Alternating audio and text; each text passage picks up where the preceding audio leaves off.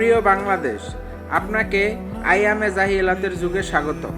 আপনি যদি মনে করেন 2025 সালে এসে ডিজিটাল বাংলাদেশে আপনি বসবাস করতেছেন, তাহলে পুরাটাই ভুল।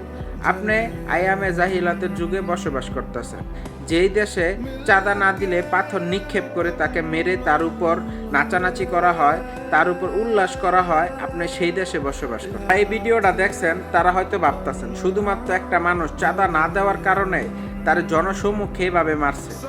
যারা মারছে তাদের সবারই চেহারা স্পষ্ট বোঝা যাইতেছে। তাহলে আমাদের পুলিশ ভাইরা কি করতেছে? আমাদের বাংলাদেশের পুলিশ ব্যবস্থা কি এতটাই দুর্বল হয়ে গেছে, তাদেরকে ধরতে পারতেছে না, তাদেরকে কিছুই করতে পারতেছে না? আর কোন যুগে আমরা বসবাস করতেছি যে একটা মানুষ চাঁদা না দেওয়ার কারণে তারে জনসম্মুখে পাথর নিক্ষেপ করে মাইরা তার হাতের রকমক কাইটটা তারে ফালায়া ফুলায়া মারছে। বাংলাদেশের বিচার ব্যবস্থা, আমরা এরকম একটা আধুনিক যুগে বসবাস করতেছি যেই যুগে চাঁদা না দিলে একটা মানুষের জনসম্মুখে হত্যা করে ফেলে। হাই রে আমার স্বাধীন বাংলাদেশ।